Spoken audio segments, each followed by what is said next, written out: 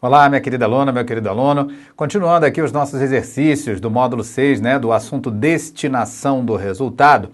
Vamos avançar aqui porque exercitar é a parte mais nobre do estudo da contabilidade, Então, coloca na nossa tela, olha lá, questão número 31. As mutações na reserva de reavaliação, quando permitidas legalmente, e ganhos e perdas derivados de conversão de demonstrações contábeis de operações no exterior, estão incluídos nos componentes de outros resultados abrangentes que figuram na demonstração de resultados abrangentes, Certo. Dois comentários, na verdade, 3 comentários aqui importantes a respeito dessa questão. O primeiro comentário, a banca, copiou e colou o texto do CPC 26 para fazer essa questão. Então, esse texto aqui, não vou dizer que copiou e colou exatamente, mas é muito parecido com o texto que está no CPC 26, tá certo? Então, o que são outros resultados abrangentes? Outros resultados abrangentes, conforme nós estamos falando aí ao longo dos exercícios, ao longo do curso, são variações de patrimônio líquido que não decorrem de transações com sócios na qualidade de sócios. Não decorrem de transações com sócios na qualidade de sócios. Perfeito? Bom, e ele traz exemplos. Variações na reserva de reavaliação são exemplos, Isso é um exemplo de outros resultados abrangentes. Então, quando a reserva de reavaliação aumenta de saldo, isso representa acréscimo de outros resultados abrangentes. Isso impacta o resultado abrangente do período. Agora, o que nós temos que lembrar é que o procedimento de reavaliação foi proibido no Brasil pela Lei 11.638 de dezembro de 2007. O procedimento foi proibido. Agora, é possível eu ter balanço patrimonial ainda hoje com saldo em reserva de reavaliação? Resposta, sim, é possível, porque o artigo 6º da Lei 11.638 de 2007, ele permitiu que a empresa ou estornasse o saldo da reserva de reavaliação ou mantivesse esse saldo da reserva de reavaliação até a sua completa realização, que deve seguir a realização do ativo correspondente, Só que nós temos que lembrar, e isso é muito importante para a demonstração do resultado abrangente, que quando a reserva de reavaliação ela é realizada, ela se realiza contra lucros e prejuízos acumulados, lucros ou prejuízos acumulados. Ou seja, ela não se realiza em contrapartida do resultado do exercício. E, portanto, a realização da reserva de reavaliação não demanda ajuste de reclassificação na demonstração do resultado abrangente do período. Legal? Então, coloca na nossa tela, só para a gente arrematar aqui, as mutações na reserva de reavaliação, aí repara, olha a adaptação para a nossa legislação, Quando permitido legalmente, o que não é mais, ganhos e perdas derivados de conversão de demonstrações contábeis de operações no exterior, isso tudo é o que nós chamamos de ajuste acumulado de conversão. Ajuste acumulado de conversão. Estão incluídos nos componentes de outros resultados abrangentes que figuram na demonstração de resultado abrangente, Então você percebe aí uma questão recente, 2018, da prova da ABIN, gabarito correto.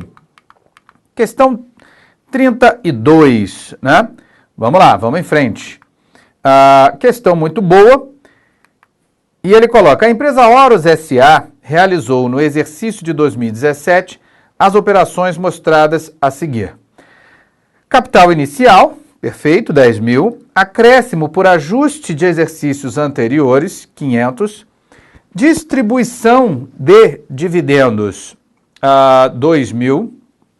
Aumento de capital social com a integralização de recursos pelos sócios, 5 mil. Lucro líquido do exercício, 4 mil. Destinação do lucro para as reservas de lucros, reserva legal, 200.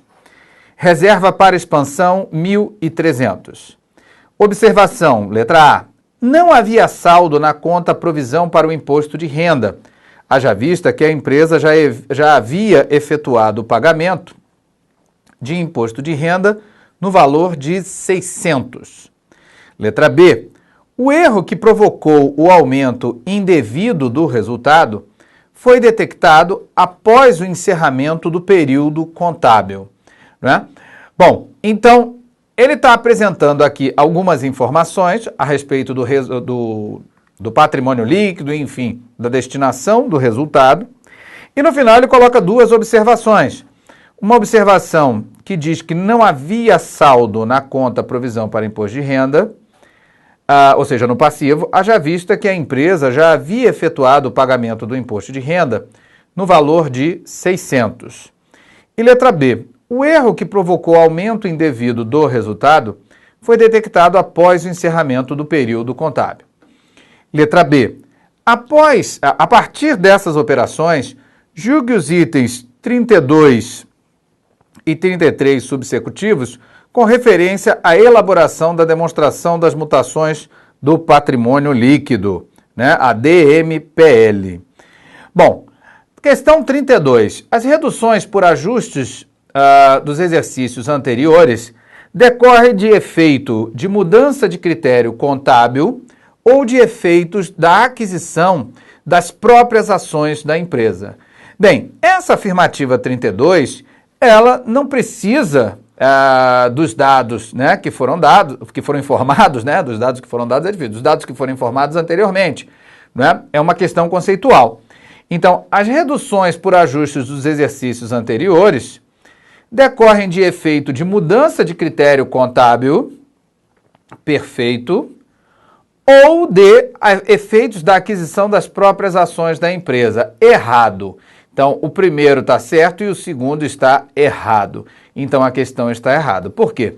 Porque os ajustes de exercícios anteriores, né, conforme parágrafo 2º do artigo 186 da Lei 6404, eles decorrem de mudança de critério contábil ou de erro que não seja imputado a evento subsequente, né? Então, não tem nada a ver com aquisições da própria empresa, que seriam ações em tesouraria. Então, questão 32 está errado. Coloca na nossa tela, por favor. Olha lá. Questão 33. A análise dos dados fornecidos pela empresa Horus S.A. evidencia que todas as transações que ocorreram nas contas do patrimônio líquido durante o exercício social, né? Então, a questão 33 aí, né? Partindo-se do saldo do início do ano, geraram para a empresa saldo final do exercício em valor superior a 17 mil. Né? Bom, então vamos lá. Ele colocou, agora sim, nós vamos olhar aqueles dados. Né? Então ele tem um capital social de 10 mil, ajuste de exercícios anteriores, acréscimo, porque esse ajuste poderia ser acréscimo ou decréscimo, de 500, distribuição de dividendos de 200, aumento de capital social com a integralização de recursos pelo sócio 5 mil e lucro líquido do exercício de 4 mil. Né? E a destinação para as reservas de lucros estava aqui, 200 e 1.300. Né? Bom, então, o que acontece? Né? Quando a gente faz essa DMPL, a gente não precisa fazer a DMPL como um todo. Né? A gente coloca aqui o saldo do patrimônio líquido e vamos colocando as informações que ele nos apresenta. Né? Olha lá. Então, colocando lá o saldo inicial, capital inicial, 10 mil. Então, o PL é credor, 10 mil. Depois, acréscimo por ajustes de exercícios anteriores. Então, vamos somar a crédito 500. Né? Então, aqui é o capital inicial. E aqui os ajustes de exercícios anteriores, que foi acréscimo. Depois, distribuição de dividendos, né? Então, se o dividendo foi distribuído, então houve uma redução do PL, então 2.000 a débito. Então, aqui eu tenho dividendos.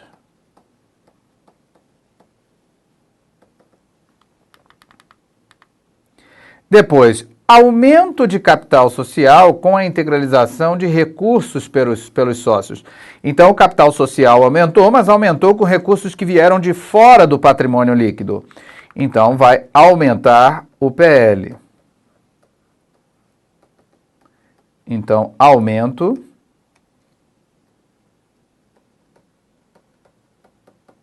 do capital social. Depois, lucro líquido do exercício, 4.000, né? Então, houve aqui um lucro líquido do exercício que aumenta o PL em 4.000. Lucro líquido do exercício. Bom, e aí ele coloca destinação do lucro para as reservas de lucros, né? Então, a destinação do lucro foi de 200 para a reserva legal e 1.300 para a reserva para expansão, né, que é a retenção de lucros. E aí é muito importante falar dessa destinação do lucro para as reservas de lucros. Por quê?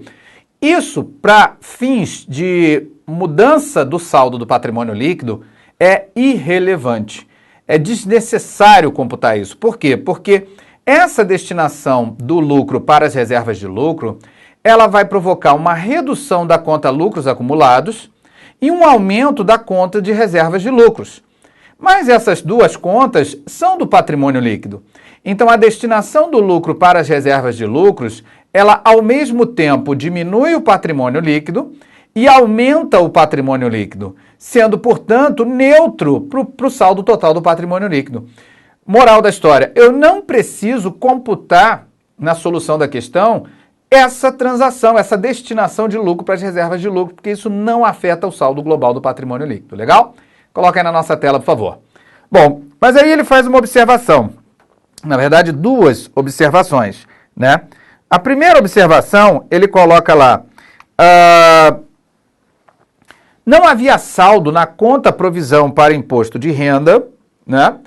Haja vista que a empresa já havia efetuado o pagamento do imposto de renda no valor de 600, né? Então, ela não provisionou o imposto de renda porque ela já havia feito esse pagamento.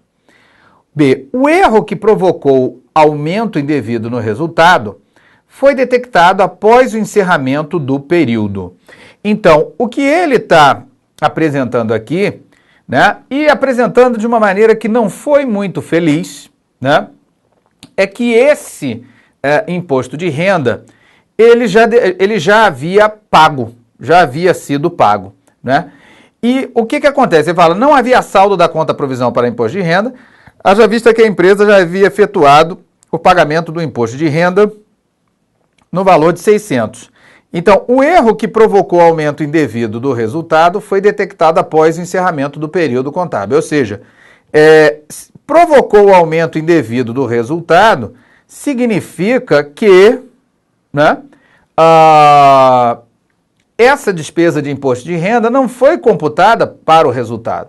Ou seja, esse lucro de 4.000, na verdade, ele tem que ser reduzido de 600. E, portanto, ele deveria ser de 3.400. Então, tem que haver um débito, né, na conta do patrimônio, reduzindo o patrimônio líquido, né, um débito na conta lucros acumulados, no valor de 600, né, no valor de 600. Então, esse aqui é uma retificação.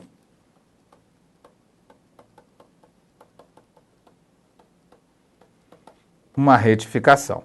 Bom, então, todos esses efeitos conjugados vão me levar a um total de débitos de 2.600, né, um total de saldo devedor de 2.600 e um total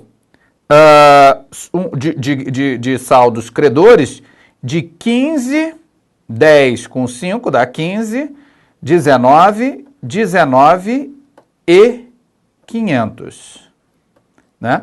Então, 19.500 não, vamos lá, 19.500, é isso mesmo, minha conta estava certa, porque é 10 com 5, 15, com 4, 19, com 500, 19.500. Então, 19.500 menos 2.600, isso vai dar 16.900. 16.900, né? Então, dando um saldo total de 16.900, a questão fala, durante o exercício social, partindo do saldo do início do ano, geraram para a empresa saldo final do exercício superior a 17.000. Então está errado, porque na verdade o saldo é de 16.900. Ok? Bom, comentário a mais essa questão. Primeiro, essa questão de 2018, na verdade ela tem, já é a segunda vez que eu vejo o CESP se inspirar no modelo de questão da FCC. Né? Já vi aquela questão de provisão, uma questão de provisão que te coloca uma tabelinha ou com porcentagem ou dizendo que é provável, possível, isso é cópia, né? Isso é plágio que o CESP está fazendo da FCC, mas eu diria que é um plágio bom, porque as questões da FCC são boas, né? E essa questão também é parecida com o estilo de questão que a FCC costuma fazer para esse assunto, né? Apenas, eu fiquei com a impressão que o examinador foi um pouco infeliz nesse finalzinho onde ele fala do erro do lançamento do imposto de renda. Não ficou muito claro, não ficava muito claro, né, se isso era um erro que, se as duas observações estavam relacionadas, né? Ou seja, se aquele pagamento da provisão significava que não tinha saldo na provisão, significava que não tinha sido computada a despesa e o lucro estava superestimado, não é? E uma coisa interessante dessa questão, né? Aí um ponto positivo dessa questão. Repara que ele fala no enunciado, coloca aí na tela, por favor, quando ele fala desse erro, né? Questão muito boa, a gente tem que explorar ela para explicar a matéria. Ele fala: o erro que provocou aumento indevido no resultado, né? Então, o erro, que é esse erro aqui, né, foi detectado após encerramento do período contábil, né? Então, ele fala um pouco também do CPC 24, que são eventos subsequentes. Então, se eu detecto um erro após o encerramento do resultado, né, encerramento do período, mas esse erro mudaria as minhas demonstrações contábeis, é um erro que altera, né, a minha informação contábil, ou seja, era algo pré-existente, né, à época das demonstrações contábeis, então demanda uma retificação. Então tem que se retificar, né, essa informação, beleza?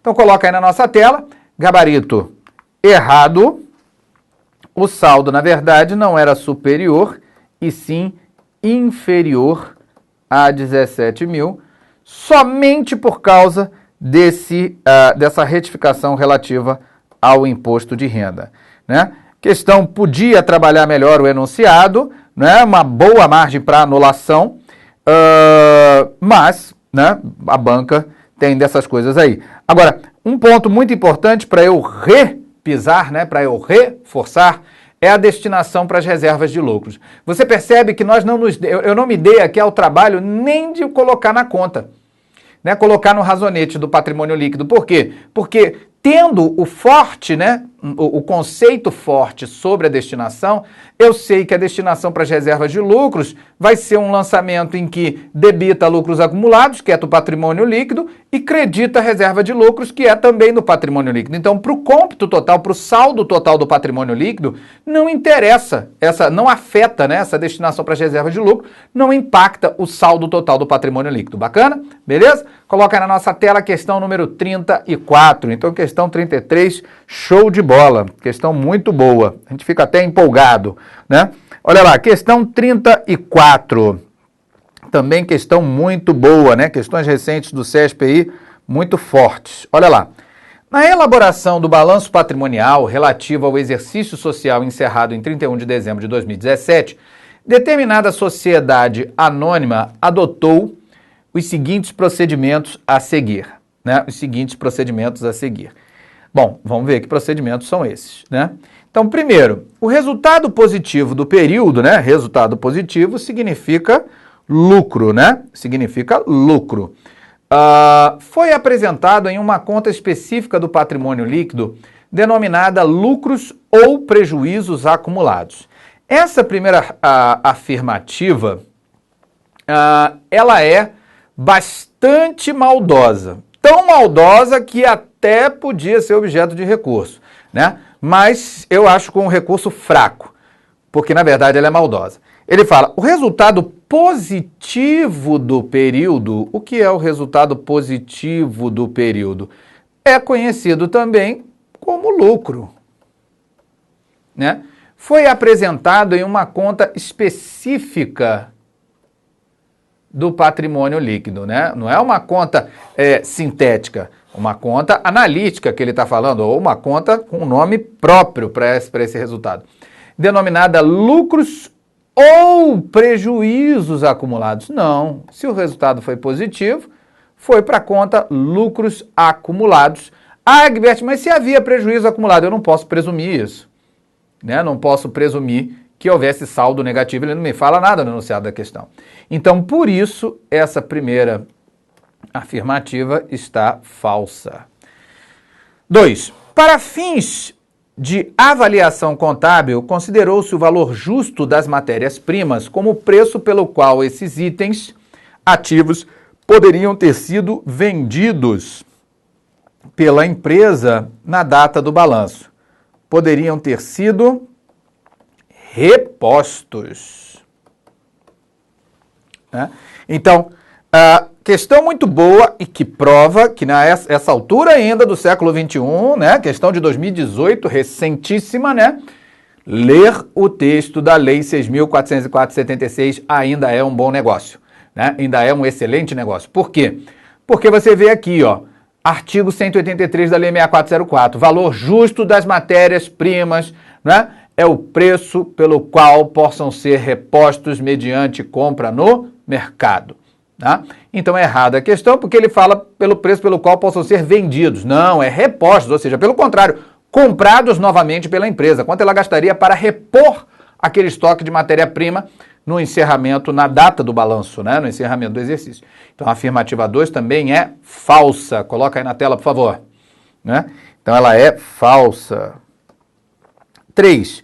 Os saldos devedores e credores em que não havia direito de compensação foram apresentados separadamente. Verdadeiro, né? Lá pelo artigo 178, 179 da Lei 6404/76, né? Foi lá no texto da lei, né? Foi lá no texto da lei. Legal? Então, certo, verdadeiro, verdadeira afirmativa 3. Coloca aí na tela, por favor. Afirmativa 4. As doações e subvenções para investimentos foram classificadas no patrimônio líquido como reservas de capital. Falso. Desde 2007, com o advento da Lei 11.638 de dezembro de 2007, as doações e subvenções governamentais para investimentos e os prêmios na emissão de debêntures não são mais contabilizados como reservas de capital. São contabilizados como passivo, inicialmente, e ao longo de certo período vão sendo apropriados como receitas no resultado do exercício. Né? E essas receitas poderão ser destinadas, né, a uma reserva de lucros no patrimônio líquido e, se deduzidas da base de cálculo do dividendo, não serão tributadas, né? Isso de acordo com a Lei 12.973 de 2014, que dispõe sobre o regime tributário definitivo. Bacana? Segue na nossa tela, por favor. Então, número 4, falso. Número 5. As ações em tesouraria foram apresentadas no balanço, retificando a conta de patrimônio líquido que registrava a origem dos recursos utilizados na sua aquisição. Estão em conformidade sua aquisição. Então, na verdade, acabou aqui. Então, a pergunta, né, a afirmativa 5 é até aqui, pequeno errinho aqui. Na verdade, é para caber na tela, né? Para não precisar de uma tela só para colocar o restinho da questão. Estão em conformidade com o disposto na legislação societária apenas os procedimentos constantes dos itens Então vamos lá, vamos julgar número 5 que eu não julguei. As ações de tesouraria foram apresentadas no balanço retificando, começou bem, a conta de patrimônio líquido que registrava a origem dos recursos utilizados na sua aquisição. Verdade. Verdade. Né? Então, eu sempre bato nessa tecla, duas teclas quando eu ensino ações de tesouraria. Primeiro, por que ações de tesouraria é uma conta retificadora do patrimônio líquido, já que é um direito? Eu estou comprando o direito, que são ações, não é? Só que isso diminui meu patrimônio líquido, diminui meu capital próprio, né? Falando português claro, eu fico mais pobre, né? Que direito é esse que eu compro que me deixa mais pobre? Então eu não quero. Não, se você olhar o patrimônio líquido como passivo, e ele é passivo, só que é passivo não exigível, né? O que vai acontecer? Eu vou entender que quando eu compro minhas próprias ações, na verdade o que eu fiz foi devolver para o sócio o recurso dele. Então, quando eu compro ações minhas, né, ou seja, ações para colocar em tesouraria, na verdade eu estou pagando uma dívida da empresa para com o sócio. Dívida essa que é não exigível. Legal? Coloca aí na nossa tela, por favor. Então, verdadeiro, a questão número 5. Só esqueci da segunda afirmativa. Mas essa conta de ações de tesouraria, ela não fica lá retificando o patrimônio líquido, né? Lá com todo o patrimônio líquido, como é prejuízos acumulados. Prejuízos acumulados, ela não retifica uma conta específica do patrimônio líquido, ela é uma conta devedora dentro do patrimônio líquido. Agora, ações de tesouraria, elas necessariamente ficam atreladas a uma conta. E que conta é essa? A conta que a empresa indicou como fonte de recursos para a compra das ações que estão em tesouraria. Né? E o exemplo que eu sempre dou, e os livros sempre dão, é uma conta de reservas de lucros. Legal? Então, certa afirmativa número 5. Então, corretas estão aí, coloca na tela para a gente olhar. Corretas estão a 3, né? E a 5, gabarito. Então, letra D de dado. Legal? Seguindo aí na nossa tela, por favor. Vamos avançando. A questão número 35. A Sociedade Anônima Sociedade Abraços, no exercício de 2011, evidencia um prejuízo contábil e fiscal de 4.300. Então, o prejuízo não só é contábil, como ele também é fiscal. Então, eu já estou na ESAF, já estou no analista tributário da Receita Federal, né? Já estou em Receita Federal, de 4.300. Uma provisão para imposto de renda de 5.000 e um resultado positivo do exercício antes do imposto de renda e da contribuição social sobre o lucro e das participações no valor de 35.000. Deste resultado, a empresa deverá destinar 3.000 para a participação estatutária de empregados, 2.700 para a participação estatutária de administradores, 2.000 para a reserva estatutária, além da reserva legal de 1.000. Após a contabilização correta desses procedimentos, pode-se dizer que o encerramento da conta de resultado do exercício foi feito com um lançamento a débito no valor de... Bom, então uma questão muito boa, por quê? Porque ela cobra do candidato se o candidato enxerga o fluxo, né? Que desde da apuração do resultado até a destinação do resultado. Né? Porque existem itens que vão aparecer na demonstração do resultado, então ele quer saber a conta do resultado do exercício, né? Ele não quer saber o patrimônio líquido. Então, eu vou olhar aqui para a conta da apuração do resultado do exercício, do ARI, e vou enxergar o seguinte, olha, evidencia um prejuízo contábil e fiscal de 4.300, uma provisão para imposto de renda de 5.000 e um resultado positivo do exercício antes do imposto de renda e da contribuição social sobre o lucro e das participações no valor de 35.000. Né? Então, ele quer justamente essa movimentação que vai ser do ARI para a conta lucros acumulados. Né? Então, aqui vai ter um resultado, né? E a partir desse resultado, sendo ele lucro, vai ser feito um lançamento aqui, a débito, que vai ser correspondido por um crédito lá no patrimônio líquido. E a partir dessa conta lucros acumulados é que nós vamos ver as destinações para as reservas de lucros, né? Que são as reservas estatutária na questão e a reserva legal, né? Mas o que a questão está pedindo é esse valor aqui, né? E esses valores de destinações para reserva estatutária, né? E para a reserva legal, que são reservas de lucro, eles não interessam para a solução da questão. Não interessa para a solução da questão. O que vão interessar são os valores que são usados para calcular o resultado, beleza? Mas a gente vai continuar isso no próximo bloco para a gente explicar sem pressa a solução dessa questão muito boa. Exaf sempre muito bem nas provas de contabilidade. Grande abraço, excelentes estudos e fique com Deus.